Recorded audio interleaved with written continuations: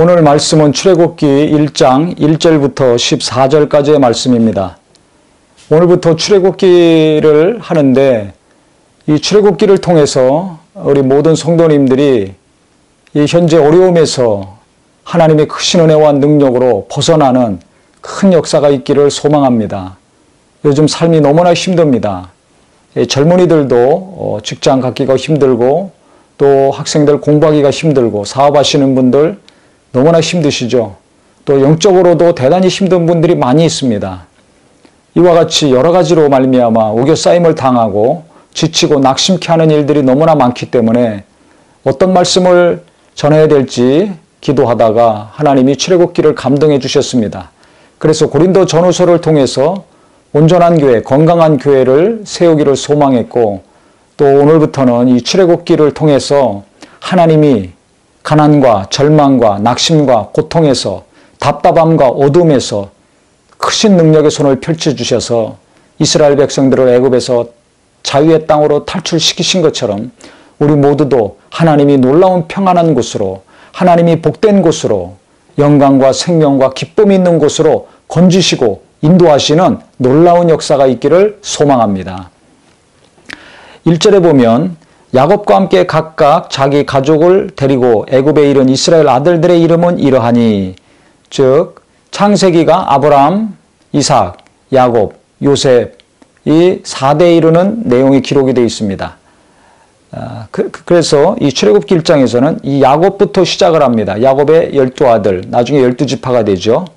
이들이 요셉이 애굽에서 총리로서 자기 가족들을 인도했기 때문에 이제 애굽에서 계속해서 살게 됐습니다. 그래서 이 야곱의 허리에서 나온 사람이 모두 70이요 요셉은 애굽에 있었더라. 요셉과 그의 모든 형제와 그 시대의 사람은 다 죽었고 요셉이 총리가 돼가지고 7년 풍년, 7년 흉년 그 정치를 잘했죠. 그래서 그 덕분에 이 흉년이 들었을 때 이 야곱의 후손들이 다 애굽에 와서 이제 거주하게 됩니다.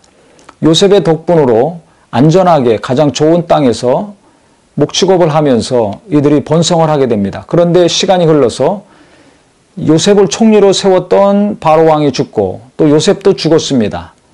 이주에 와서 애굽 땅에서 살았던 그 1세대들이 거의 죽었습니다. 그 다음에 무슨 일이 벌어졌냐면 요셉을 알지 못하는 새 왕이 일어나 애굽을 다스리더니 그가 백성들에게 이르되 이 백성 이스라엘 자손이 우리보다 많고 강하도다.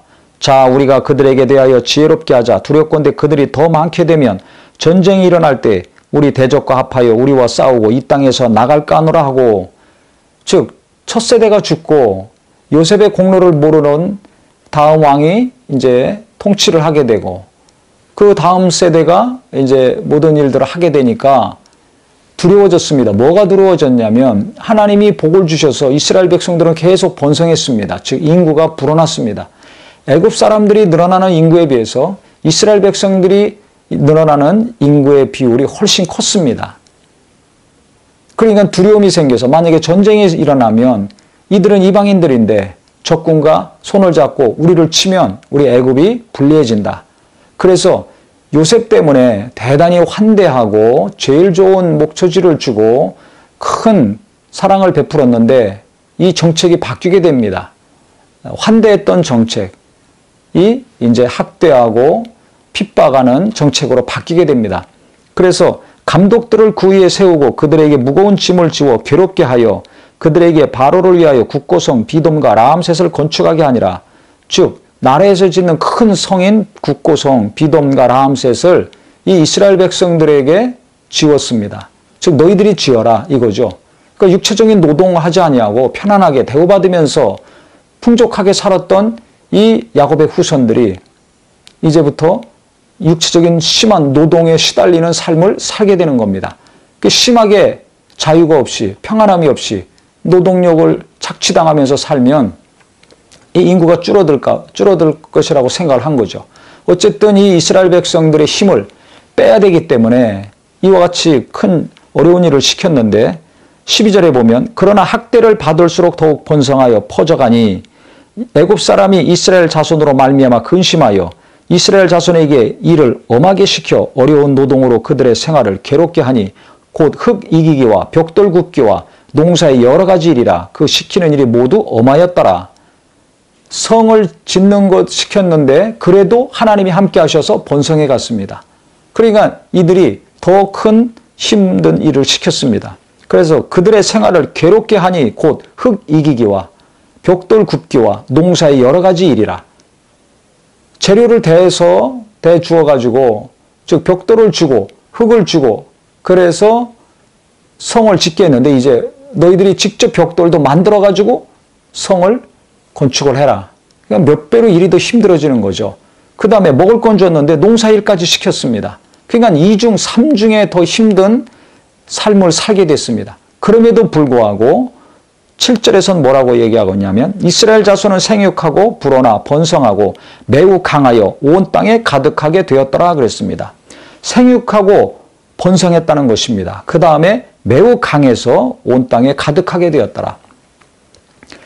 애굽에서 있는 동안에 이와 같이 번성을 했고, 그 다음에 환대 정책이 핍박하고 노예로 삼고 2배, 3배로 더 힘들게 하는 일들을 계속 시켰지만은 하나님은 이스라엘 백성도 함께 하셔서 계속 번성하고 부흥해 나갔습니다. 육체적으로는 힘든 삶이었지만은 자유를 뺏기고 종로로 타는 삶이었지만은 하나님이 약속하신 말씀, 즉 아브라함에게 약속하셨죠. 하늘의 별과 바다의 모래같이 내 자손을 창대케 하리라. 그 약속을 이삭에게도 야곱에게도 계속 하셨습니다.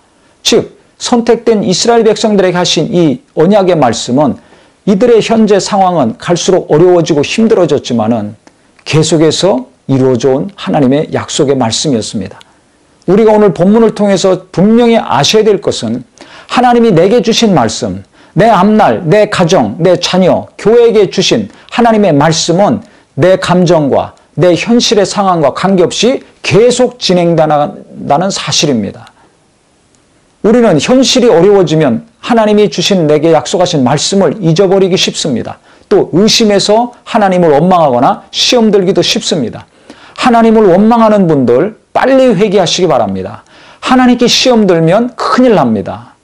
영혼이 캄캄해지고 앞날이 꽉 막히게 됩니다. 정말 하나님이 나를 도우시고 내 자손을 도우시고 내 앞날을 도우시길 원하신다면 오늘 말씀을 잘 들으시고 빨리 돌이키셔야 됩니다. 이스라엘 백성들 많은 어려움이 있었지만 이와 같이 어려움이 갈수록 육체적으로 정말 힘들지만 하나님의 말씀은 계속 진행되고 이루어져 갔습니다. 분명히 성경은 말씀하고 있습니다. 학대를 받을수록 더욱 번성하여 퍼져가니 애굽 사람이 이스라엘 자손으로 말미암아 근심하여 그랬습니다. 도리어 근심은 이스라엘 사람들이 아니라 애굽 사람들이 근심했다는 것입니다. 이스라엘 사람들은 하나님이 함께 하셔서 더욱 번성하고 퍼져가게 하셨습니다. 이게 하나님의 역사입니다. 하나님이 하신 말씀은 반드시 이루십니다. 언젠지 모르지만 하나님의 말씀은 반드시 이루어집니다. 내가 붙들어야 될 것이 무엇입니까? 다른 어떤 것보다 하나님의 말씀이 되기를 바랍니다. 돈보다, 땅보다, 건물보다, 어떤 것보다 바로 하나님의 영생의 말씀, 반드시 이루어지는 이 약속의 말씀이 되어야 될 것입니다. 나는 무엇을 날마다 붙들고 살고 있습니까? 내 자녀들은 무엇을 붙들고 살아야 됩니까? 이 땅의 그리스도인들이, 목회자들이, 깨어있는 종들이 무엇을 붙들어야 될 것입니까? 다른 어떤 것보다 바로 이 영생의 말씀, 약속의 말씀이 되어야 될 것입니다. 그래서 우리 모두도 지금 현재의 삶이 힘들고 학대를 받기도 하고 정말 자유가 없기도 하고 답답하고 지치고 깜깜한 삶 같지만 하나님의 약속의 말씀을 붙들고 있다면 언젠가는 그 말씀이 내게 이루어지고 내 자손에게 이루어지고 내 앞날에 반드시 이루어질 것입니다. 이것이 저의 소망이요 우리 모두의 소망이 되시기를 예수 이름으로 축원합니다.